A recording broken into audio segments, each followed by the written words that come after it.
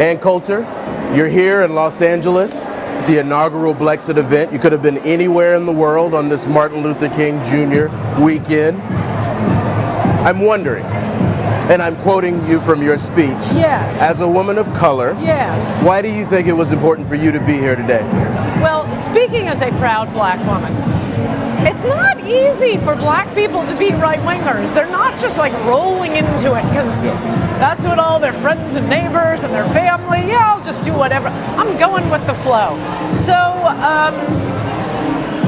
I've always, well, as the saying goes, the saying invented by me, our blacks are better than they are blacks. And oh boy, are these kids great. They're great. They're amazing. And also better attractive. I got to amend my our blacks are better than they are blacks, and our blacks are way better looking. You gave an amazing speech. It was funny. The crowd loved it.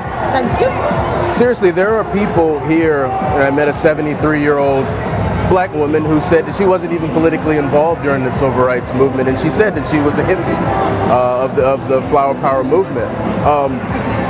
But they really got fired up when you talked about the wall. I mean, there are people here, honestly, whose families and friends have been negatively impacted by the dangerous and deadly policies that Democrats push. The president has put a plan on the table.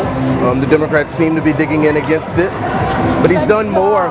He's done more for blacks, Latinos, Hispanics, young and old here. Why is he not getting the credit? He needs to build the wall. He needs to actually build it, not just keep talking about it. And then,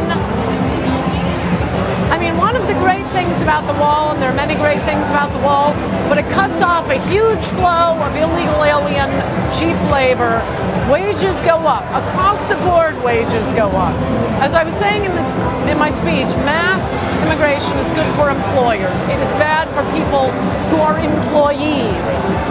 But the other thing is, you know, if you watch MSNBC religiously, as I do, for about a year, all they would talk about is block the box, block the box. That's the box you have to check off on an employment firm. Have you ever been convicted of a felony? Now, I'm sorry, but for some jobs like Brinks truck robber or Brinks truck driver or working in a nursing home, no, I'm sorry, it matters if you were convicted of a felony. You know where it doesn't matter?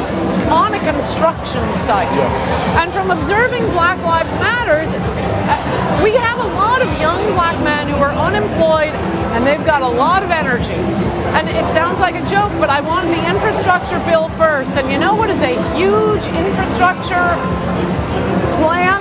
Building a wall. Right. If all they were doing is digging a hole and then refilling it, that would employ so many young men. I mean, men in particular, young in particular.